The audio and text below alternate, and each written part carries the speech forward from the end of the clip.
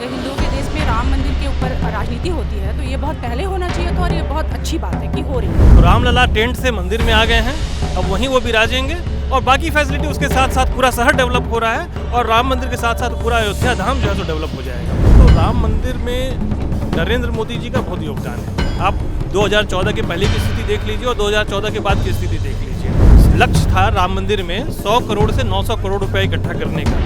36,000 करोड़ रुपए इकट्ठा हुआ है और उसके ब्याज से मंदिर बन रहा है। वो मंदिर को बैंक में रख दिया गया है फिक्स डिपॉजिट के लिए और उससे जो ब्याज आ रहा है उससे मंदिर बन रहा है। तो ये ना कोई सोचे कि किसी ने सरकार का पैसा लग रहा है, हॉस्पिटल खुल जाए और ये दुनिया भर की बात हो जाए। तो ये जो हज की सब्सिडी देते हैं उसको क्यों नहीं हॉस्पिटल में लगाते हैं, उसको क्यों नहीं पढ़ाई लिखाई में जाते। उस समय इन लोगों की बोलती कहाँ बंद हो गई थी। जो आज ये तरह तरह के अपना तर्क प्रस्तुत कर रहे हैं, उस समय ये लोग कहाँ थे कि आज अगर एक मंदिर बन रहा है तो इतनी सारी बात हो रही है। हज के लिए सब्सिडी दी जा रही है, मंदिरों से जो डोनेशन होता है उसका गवर्नमेंट लेती है, बाकी जगहों से नहीं लेती है। इन सबों पे काम होना चाहिए।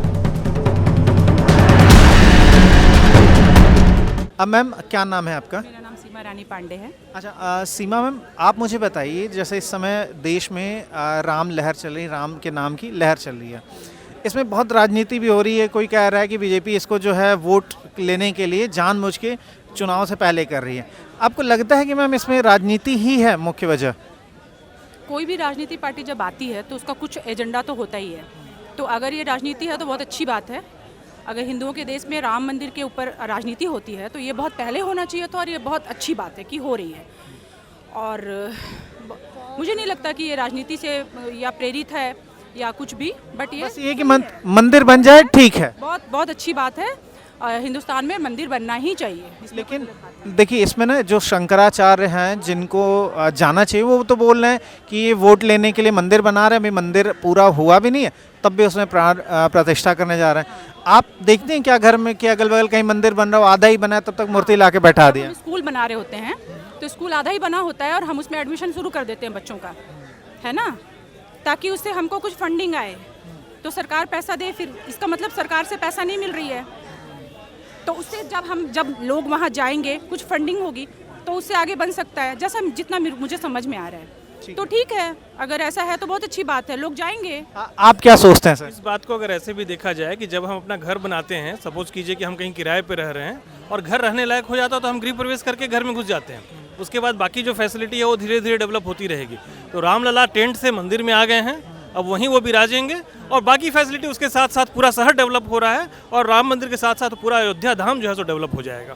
तो मुझे ये बताइए, प्रधानमंत्री नरेंद्र मोदी ही क्यों स्थापित करेंगे? क्यों ना किसी शंकराचार्य को बुला लें, राष्ट्रपति हैं, और भी लोग हैं। देखिए एक तरह से अगर बोला जाएगा तो राम मंदिर में नरेंद्र मोदी जी का बहुत योगदान है। आप 2014 के पहले की स्थिति देख लीजिए और 2014 के बाद की स्थिति देख लीजिए। तो राम मंदिर में नरेंद्र मोदी जी का तो योगदान है ही है, ये तो आपको मानना पड़ेगा। योगदान तो पहले भी नहीं, देखिए विपक्ष की पार्टी बोली कि ये तो सुप्रीम कोर्ट का फैसला था, इसमें बीजेपी का क्या हाथ है? ये तो सुप्रीम कोर्ट ने बोला कि वहाँ मंदिर है, अब वहाँ मंदिर बनेगा। तो मंदिर बन रहा है, तो मंदिर बन रहा है और एज ए प्रधानमंत्री वो जाकर के उसको इनॉग्रेट कर रहे हैं। एज ए प्रधानमंत्री वो कई जगह जाकर के कई चीज़ों को इनॉग्रेट किए हैं। पुल जब बनता है, सरकारी बंगले बनते हैं, कुछ भी होता है तो वो तो अभी जब मिशन, तो लोग तो ये भी कह रहे हैं कि जितना पैसा लगा रहे हैं मंदिर में, वहाँ स्कूल खोल देते हैं, कोई इंडस्ट्री लगा देते मैं हैं। बता रहा हूँ कि अभी जो है सो लक्ष्य था राम मंदिर में 100 करोड़ से 900 करोड़ रुपए इकट्ठा करने का। 36,000 करोड़ रुपया इकट्ठा हुआ है और उसके ब्याज से मंदिर बन रहा है। वो मंदिर को बैंक में रख दिया गया है फिक्स डिपॉजिट के लिए और उससे जो ब्याज आ रहा है उससे मंदिर बन रहा है। तो ये ना कोई सोचे कि किसी ने सरकार का पैसा लग रहा है, हॉस्पिटल खुल जाए और ये दुनिया भर की बात हो जाए। ये जो राम मंदिर वहाँ बन रहा है उससे भी बहुत सारा एम्प्लॉयमेंट अपॉर्चुनिटी आएगी। अच्छा, बिहार के एक बड़े नेता वो कह रहे हैं कि अगर आप बीमार पड़ते हैं तो मंदिर जाएंगे या हॉस्पिटल, तो क्यों नहीं हॉस्पिटल वहाँ होना चाहिए? तो ये जो हज की सब्सिडी देते हैं उसको क्यों नहीं हॉस्पिटल में लगाते हैं, उसको क्यों नहीं पढ़ाई लिखाई में जाते। उस समय इन लोगों की बोलती कहाँ बंद हो गई थी। जो आज ये तरह तरह के अपना तर्क प्रस्तुत कर रहे हैं, उस समय ये लोग कहाँ थे कि आज अगर एक मंदिर बन रहा है तो इतनी सारी बात हो रही है।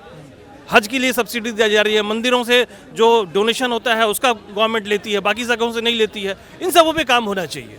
ये सब फालतू की बातें हैं, सब बातों को तवज्जो देना नहीं चाहिए। अच्छा, जैसे ही सरकार चुन के आती है कि वो रोजगार की व्यवस्था करेगी, शिक्षा की व्यवस्था करेगी, मंदिर के लिए थोड़ी चुना था हमने।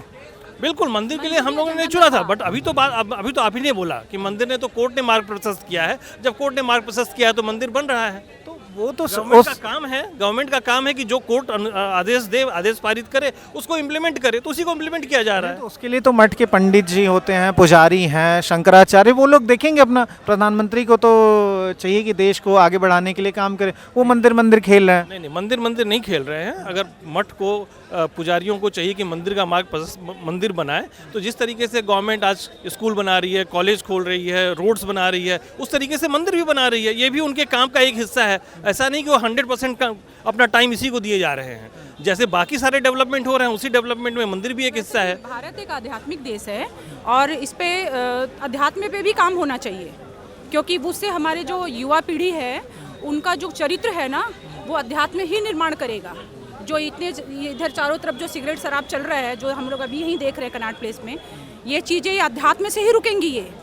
और देश को, ये भारत तो शुरू से आध्यात्मिक देश ही रहा, तो अध्यात्म पे भी तो मुझे लगता है कि अध्यात्म 25% हर चीज़ पे काम होना चाहिए। देश की तरक्की में युवा पीढ़ी को अगर आध्यात्मिक रूप से शुरू से जोड़ा जाएगा, उनके धर्म से जोड़ा जाएगा, तो देश का युवा पीढ़ी देश को बहुत अच्छी तरह से वो अपने आप को स्वस्थ रखेगा और एक स्वस्थ समाज का भी निर्माण होगा इससे।